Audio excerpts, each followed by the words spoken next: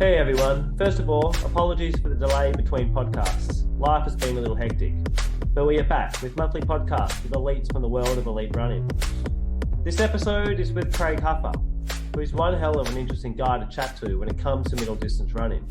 A huge junior talent, Huffer posted 3:36 over 1500 metres as a 20-year-old. His career then took him to America, where he spent some time at Adams State before leaving college and joining the Very Nice Track Club with the famous coach, Warhurst. Training alongside huge names such as Nick Willis, Huffer gained a wealth of knowledge that has now allowed him to set up his own coaching group in Melbourne. I hope you enjoy this episode. A word from this week's sponsor.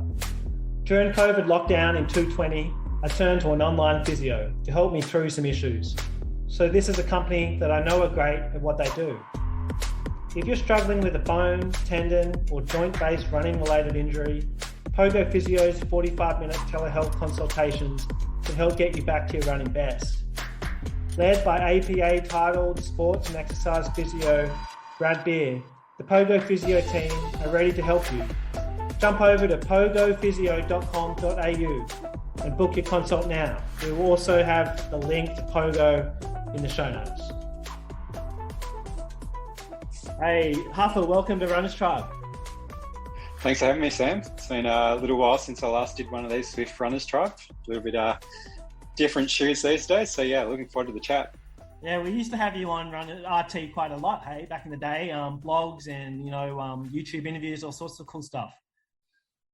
Yeah, back in the more the embarrassing teenage years. So yeah, in my 30s now, so it's been a while. Mate, when we met, I can't remember the year. It was like 08 or 09. I remember it was out in the Goldfields out at Leonora Golden Gift, and I remember you beat me in the final there that year. And is that still like one of the highlights of your life? Oh, definitely. To pick up that gold nugget. I'm definitely still got that gold nugget with me these days. It was a fantastic experience. So I've always wanted to get back there. Just haven't been able to have the opportunity to get back there in these times. So yeah, I can remember that. I think Benny St. Lawrence was in the race. Chris de Boer was also in the race. So that's right. Yeah. Yeah, it was. I didn't really know what I was flying into. I think it was my first year of uni, and I was just 18. It was the build up to World Juniors, and I was like, I think it was about $6,000 for the win and gold nugget, and I was like, well, if I can win that, that's going to pay for my World Juniors trip, because I think it was going to cost a similar amount of money. I was like, I've got to do it. So I was lucky to come away with the win.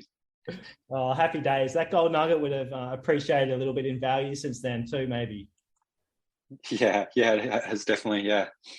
Back around those years, you were a bit of a quietly spoken country boy who hadn't yet decided on kind of that path you were going to take post high school. I think I remember chatting to you that you were thinking about college, but maybe a decision hadn't been made yet. I presume you were weighing it all up, whether or not to stay in Australia and, join MTC or a group like that, or whether or not to go to college. Can you talk us through a little bit about that decision? Yeah, so it's a while ago now. Coming out of high school, obviously I'd ran some pretty fast times. Around 3:43, and I've broken 1:50 for 800 meters. So my big goal as a junior was, obviously to race and compete against the best guys in the world and to be one of those guys one day. Ultimately that was the goal. Growing up, I made nationals all the way through from like 10 years of age, and was always in that little bubble, progressively going through the pathways of Australian athletics. And when I was 14 years of age, my coach at the time passed away, Joe Carmody, who was an absolute legend in my area. I come from like 3 hours east of Melbourne, so a small country town called Newry. The region's in the Gippsland region. For those unfamiliar, it's kind of east of Melbourne. So from there till the border is pretty much Gippsland. There's not a lot. It's not a huge hot spot in regards to athletic opportunities, but obviously there's a lot of talent there. Probably the most recent is Eleanor Patterson. She's a Gippsland girl, so plenty of talent in the area, but opportunities aren't that great there. So growing up, just plodded away with my running and kept on working up and just improving my times. That was always I was lucky enough. I had an older brother, 4.5 years older than me, who was a great mentor. We used to work together, and I'd be chasing his PBs each year and just progressing the way through. So when I got to 17, 18, I ran some, I guess I look back to those times and I was like, wow, they were pretty fast. I had those opportunities to go to college. I didn't actually get many offers. I always hear these kids getting all these offers and that, and ran, times change a bit now. There's a lot of fast juniors, but at the time it was one of the fastest in the world. And I was a couple of months older than Gregson. So Gregson was always usually about a second ahead of me hitting those Aussie records. And I had a couple of opportunities, but I was working with Mark Ladbrook at the time, and he was coached by Joe Carmody back in the day too. So Ladders went on and made the 96 Olympics, and it's also gone on, and he's having a really good coaching career these days. So things are working out pretty well. Spoke to a couple. Well, actually, only really one school, Oregon, at the time, and they had an absolute super depth team of Centro, Weeding, Mercado boys, AJ Acosta was just like this, and of course Galen Rupp. So it's an all-star lineup. So it would have been really good to go there, but I just felt like everything was going in the right track. Made World Juniors, but then after that, I ended up running 3:36 just as I just turned 20, and qualified for Commonwealth Games, but I didn't run the trials due to torn plantar, there was a little. I wanted to be qualified, and Athletics Australia probably never heard anything from him, even though I'd ran an A qualifier, and my brother was at college at the time, so I ended up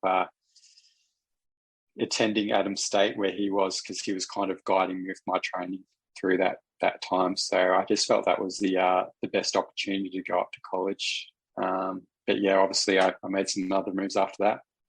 Right. And so like I'll get into the whole your later bit in America in a sec, but in terms of the college decision, obviously that you're at college, but then that led to a lot of other stuff. But looking back on it, are you happy with that decision? Yeah, it was at the time, everything going to Adams State, it's absolutely terrific. It was a D2 program, so it's a bit different. Obviously, I was 20 years of age, just turned 20. I'd done a year of university, year or two of university back here in Australia, but I was finding it tough. Dean was guiding my training at that time, and he was living in America, living the dream, and I'd run a lot faster. So I'd gone over to Adams State, Alamosa, just to do some altitude training. So that's at 2,300 meters altitude, so a little bit higher than Flagstaff. Come off there, raced in Europe, ran 3:36, and I was like, altitude works for me. I'll go there. But it was ended up going there for a season. We helped the team win the national cross title. And so, it was terrific, that opportunity. Like, got no regrets in going there and having that opportunity to compete college. Maybe whether I had maybe gone to another school would have been a different story. I've stayed there for longer. But at the time, I was moving into the 2012 Olympics, and, growing up to Australia, I didn't really have that. College was everything. It's probably a bit different now, as there was only a couple of Aussies going to college at the time, like Dave McNeil and those kind of guys over there. Now it seems every Aussie kid heads over. So it was a little bit different, and I wanted to make that Olympics. So I ended up making a move to a professional group up in Michigan, a very nice track club. But if you're asking that question whether kids should go to college, absolutely. Yeah, like you run on the professional circuit, but I think any professional runner who's run on it will probably say their time at college was their highlight of their career. And especially these days, like you're competing just about against the best in the world, as Ollie Hoare and Josh Kerr, those are going head to head, and then they're in the Olympic finals the next year after college. So it is such a good stepping stone. Every kid's different though. So every kid has their different pathways, and some kids are better to wait and go to grad school, which I really think is a good idea.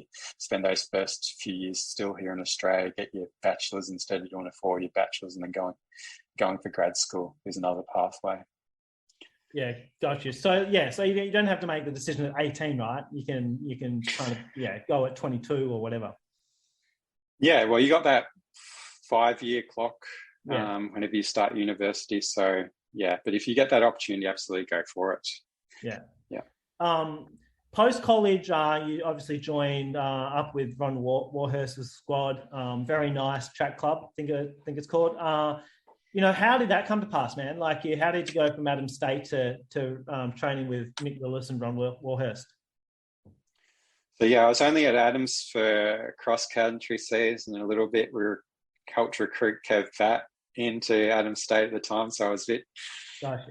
Yeah, it was one of those things like, oh, I've just recruited this guy, and he's a good guy, Kevin. He obviously had a hugely successful career at Adams State, so it would have been good to keep on competing with another Aussie there. But ultimately it was coming to 2012.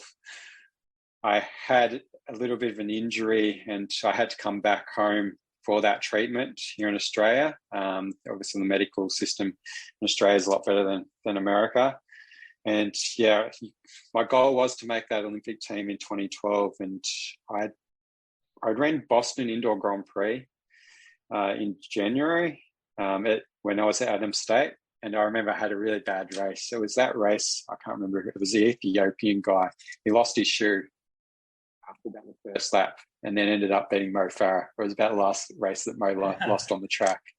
And I was actually the guy who pretty much been dead last on that race. I just remember looking at that shoe. But I finished that race and I was really disappointed. But I went into the dining room and, Willis is there, Will Lear, Brandon Bethke, Liam Manuel, they're all on one table. And it was like, I'm sitting on this other table and they're all having a laugh. And I knew they had not had a good day. And I was just thinking, man, that would be so cool to be training with those guys and being in that environment. And, I went away and kept on plugging away and unfortunately come over to Australia. My dad, Dennis, he went to a coaching seminar and Ron was speaking here in Melbourne. And I remember him coming back and he's like, and you ever heard of this guy called Ron Warhurst? I was like, yeah, absolutely. He's an absolute legend. And he's like, yeah, if you're ever to be coached by one guy, that guy is the man. He's like, he's got it. He knows. He talks about running technique is a big thing. He's talking about, he just has that charisma that you want in a coach, and just a real all-around good guy. And funnily enough, a few months later, I started to think, well, is Adams the best program right at this moment? It might have, in hindsight, it might have been better to stay or go to another program, or to move up to the Very Nice Track Club, and decided to make that move up to the Very Nice Track Club to try and make that team for 2012, and got there, and absolutely pinching myself that here I am training with Nick and Will and Bethany and Lee on a day in, day out basis. It was best few years of my running training, running with those guys, and obviously having Ron Warhurst. I'm still on the phone every few days. He's still like my mentor. He's still my coach. So he really mentors me through my day to day with my own personal coaching that I do with my athletes, but also my own running. And what is it, like you mentioned his charisma and that his focus on technique and stuff, but like diving deeper, I guess a lot of his training philosophy has been published on the net over the years, but what is it kind of from an inside view on this? What is it that makes him so successful? Yeah, the Ron science. Good question. He comes to the track and he's got like this mathematics brain of ticking away, of working out all the time, what splits this got to do, what split, how, he's watching while the Olympic final went through this. And then he'll start throwing us on the hills, and then you'll come back to the track and you'll be like, how did he think of this workout? And then you start to add things all up, and then you're like, now I understand. So he's got this this type of program that probably, if you probably try to give someone else outside that Ann Arbor area, it probably wouldn't work. So he's really evolved his coaching within his environment. Obviously you can translate that to different places. But it's that confidence that Ron gives you to be yourself as an individual person, where we were a group of athletes from all over the world coming together. We had different personalities, but outside the running, Ron allowed us to grow as people, which I thought was really, really important. He understands, he keeps things pretty normal in the Ron way, which is, if you know Ron, he's one of a kind character who's will always bring a smile to your face. He's always got something funny or obscene to say. So going to workouts each day, it's a fun environment to be. But he's got that maths brain, and he's trying to always get you peaking for that championship race. So training does evolve from one month to another. It is periodized, and it's really focused on that long-term development of you and getting yourself right for that championship day. Right. Because, a lot of when people talk about him, they're talking about big sessions like the Michigan and people just absolutely annihilating themselves. But I gather from you that he's not really just annihilating his athletes on a daily basis. It's, a long-term focus, and there are a lot of kind of easy days in there too, hey? Yeah, like an Australian system usually has 3 workouts a week. We would only workout twice a week. So there's easy days in between. And the workouts, Ron loved doing the hills and coming back to the track. And a lot of his training has evolved over years. And I'm sure back in, if you have a chat to the guys when Ron first started coaching at the University of Michigan, they were like, man, we trained way harder than you guys. So in regards to the rest days, I think he's probably started to understand that a lot more. And I think probably Nick's brought that onto the program a lot more since he first started as a freshman at Michigan. So I think with Ron, he's always open to other ideas. The 2 heads are better than one. So that's definitely evolved over those times. But you've got to be careful in the sense, like, some of these workouts are tough, but there's probably an understanding with us professional athletes that we should be in control and know what we've got to do with our body, and understand the workouts too and what they're trying to achieve. And so, it'd probably be tough if you just had just a young athlete just jumping straight in trying to do these workouts away from Ron actually explaining to what the actual purpose of these sessions is all about. And that's why you have a coach. That's why it's important. And do you think those older guys did actually train harder, or is it just like one of those typical things of like how old people always crap on about how back in the day they did this and that, and they were tougher? No, honestly, definitely. So definitely trained harder. So Ron's a Vietnam vet. He was the guy who would lead the patrols and stick his head down the rabbit holes, and he's a tough man. So those, I guess, when coming back, and that's how Ron's training's evolved. I chatted to one of the Honolulu Marathon director, Jonathan Cross, and he was talking about some of the workouts Ronnie would give him. And it's like, started out, they were just doing hill reps, and then he realized when they got back to the track, they weren't tired. So he started giving them 400s. And then he realized, they're still not tired enough. Let's start shortening the recovery jog. So that's the sense of, it's been probably a little bit of trial and error with Ron's training, and it developed it over the years. But as I like to say, coaches are probably ahead of science. They're the ones trying to test the limits, and then science is studying what these guys are actually done. So it's been years and years of the Ron playbook, all evolving. And I guess Hobbs is the man these days, Hobbs Kessler, who set the US high school record last year. So Ron's had a lot of great success, I guess, with the elites and collegiate runners. But this really shows, I think, this kid was just one of Ron's son's friends just at school. and decided his dad used to show up to workouts, and he just decided to just come along. And it shows how great of a coach Ron really is to be able to nurture this kid from pretty much, I don't know if you've seen the Instagram video of his technique from early days to now, how he's pretty much started out from just a hobby high school runner to becoming one of the best in the world these days. How long did that transition take again? I know the story, the athlete, but not. Yeah, it was like pretty quick, eh? Sorry for. Yeah. How long? Like after Ron met him, how long did it take him till he was awesome?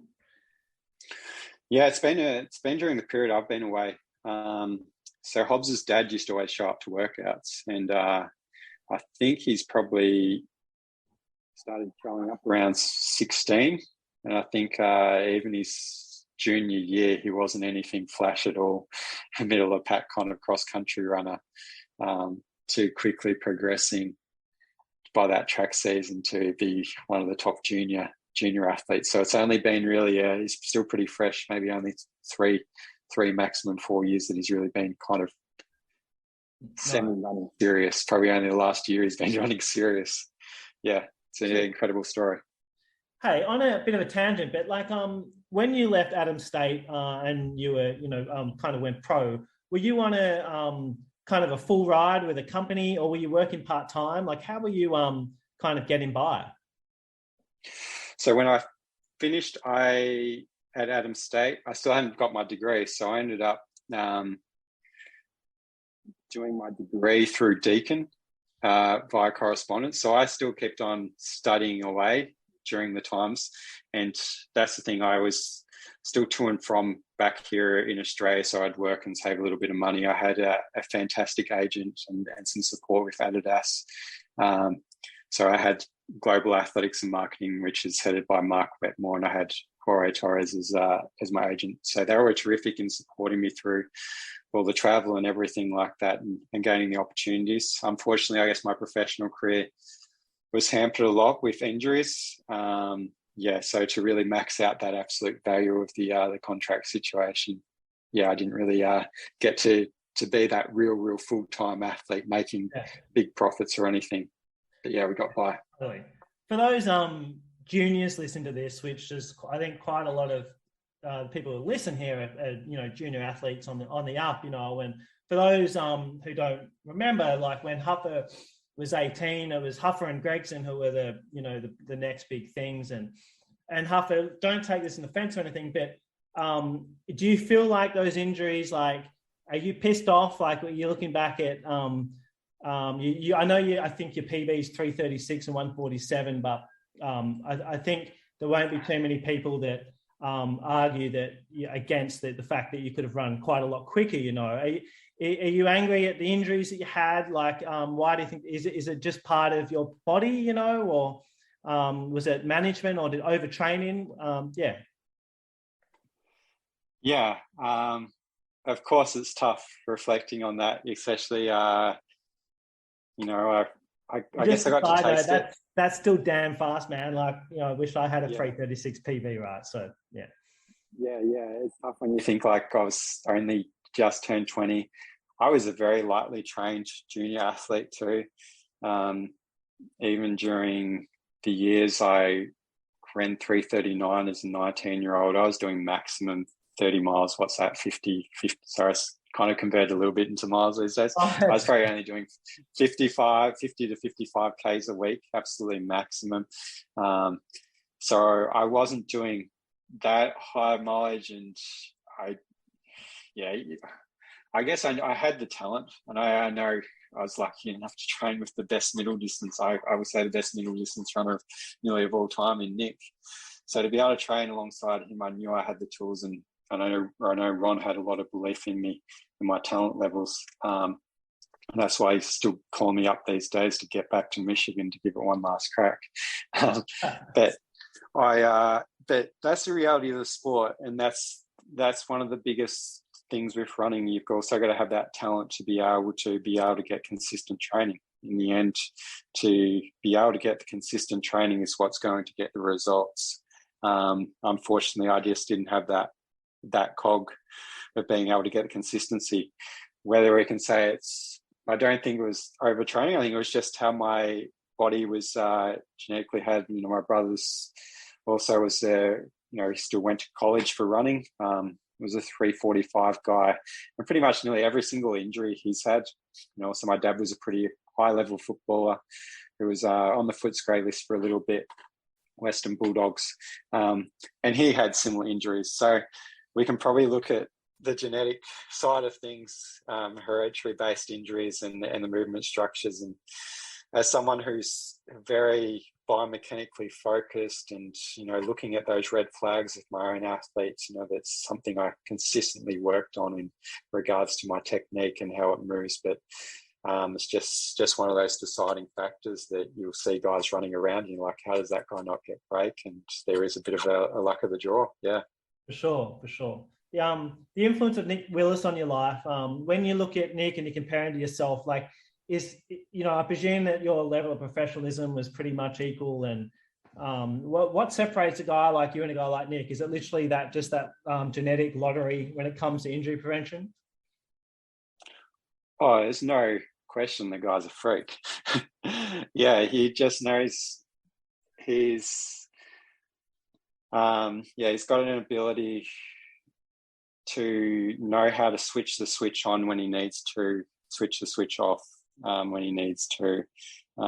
He has an incredible team surrounding him, and is able to develop a really professional network. It's obviously he's had his battles with injuries, so it's not like Nick's had his clean bill of health all the way. He definitely had his injury struggles through those periods, but he was able to bounce back and had a very good support program too. I think that really helped. But obviously, like I said, he's a freak. What sort of trainer is he like, in the sense that, is that the athletes that sometimes train kind of just mediocre and then absolutely just annihilate races? Does Nick hold back in training, or does he destroy himself in training? How does he knows when he's got to do the things. Well, he's doing the things always right, except for that 2 weeks at the end of the season where he likes to put on his 10 pounds and mungle into the food. But he knows what works for him ultimately, and I think that's important as a coach and also an athlete. They understand that what works for them, and there is a bit of individuality to it. So there's a lot of programs that will say, well, this worked for me, we're all going to do that. But Nick's got it. He knew exactly what he's got to do. He worked it all out. 32 years of age now, mate. Is that, are you going to have another crack? You could, if you follow Nick Willis as an example, you might have, 5, 6, 7 years left ahead of you. I haven't thought that far down the track. Well, the thing is that Ronnie's athletes, I'm not sure if it's the style of training or, I guess those athletes also had the opportunity of being full-time athletes through to those ages. Well, that's a big deciding thing. It's tough with sponsorship. They want to give the money to the youngsters, and they're the new exciting products. So you can totally understand those companies flying the dollars at them. So those athletes were lucky enough just to tick the boxes along and can continue being full-time athletes. But you look at Will Lear, you look at Kevin Sullivan, you look at Willis, Nate Brennan, obviously was a different coach at the end, but all these guys were running at their best or their best times when they were in their early 30s. It's one of those things. I was actually a late developer. I was still growing when I was even 20. Even when I ran my PBs, I was still growing a fair bit. So that's the thing. You never know, but it's tough just having to try and to work and try to. I'm just here, just training by myself in Melbourne and trying to fit everything in. But yeah, there's still a little bit in me. And some days I just think I've still got it, but then others days, it's been a while since that PB of back in 2010. It has been indeed, mate. So I hear you're a coach now with some really talented juniors, and Is this a career move for you? Like, do you want to be a full-time coach? Is that the goal, or is it just kind of a side thing? No, absolutely full-time. Creating. So like I said, I'm a Gippslander originally. It's a big area that's had no real athletic development. Nothing's really been touched in the area. We've been lucky to produce a few Olympians that have had to reach far and wide to get these opportunities to pursue their dreams. So I've started up the Gippsland Track Club alongside my dad, who works down in the Sale area, and then I'm got a group more in the Warragul area, so kind of the western east branch of Gippsland. So over the COVID period, I decided I really wanted to get into the coaching. I felt like I'd had so many incredible opportunities with my own running, and it was I needed to share it. I needed to get it off my chest, and also hope that there was I knew there's got to be heaps of talent in Gippsland, and who just need to be guided. They need to be shown the path, and so started that group up and ended up going to grad school. Had a business degree for my bachelor's in sports management, and ended up going to grad school doing a high performance sport and also exercise science in strength and conditioning, just to give myself that university level backing within my own coaching and the more of the science. I knew that the kind of the application side of it, but the theory side of it, I just needed a little bit more support of my knowledge. And then, so got a group here also in Melbourne, which is really good because it gives those country athletes in Gippsland a bit of a pathway to come through. They've got a base here in Melbourne to train with. We've got a very good little team environment with our sports physician, Karen Holz, our podiatrist, John Charles, and also physiotherapist, which is my brother Dean, who helps out a lot of Australia's top runners on the side as well. It's been a good journey. I'm loving it, loving coaching. Awesome. Well, and how do people reach out to you, mate? Like, if there's a kid listening to this who wants to gain your experience, how can they reach you? So we've just got our website, trackclub.fit. All the information's on there, or just shoot us an email at gippslandtrackclub@gmail.com. But more than happy, more than happy getting a few athletes too, younger juniors who probably had similar development, young kids who have had a few injuries, talented kids, and trying to get them back on the path to enjoy their running, and also just getting them moving functionally after injuries. I know too well how those compensation issues happen with your running technique, and just making some adjustments. So it's really, really rewarding. Awesome. I presume your coaching style is like a Huffer kind of crossed with a Warhurst. I take a little bit of everything. I guess I was very fortunate. A little bit of Joe Carmody back in the day, and got Mark Ladbrook, and I went up to Laguna Mountains with Melbourne Track Club, and college coach Damon Martin, who the altitude training was very influenced by Joe Vigil, who's pretty much the big pioneer of altitude training. So I've got a number of kind of coaches who have been able to build my knowledge from. So I pick those information, then also just from my own individual experience. But the main thing is just creating that real team environment within. I think that was important, that it's such an individual sport, but for me, I wanted to create a bit of a team club environment. Growing up in Newry, it was just me, myself, and I. Most days still is going out training. But I wanted these kids to have a really good training group. Mate, it's been awesome catching up with you, and really appreciate it. And it's good it's been too many years, and good luck with the coaching, good luck with the running, and we'll touch base with it again. Thanks, Sam. It's been fun.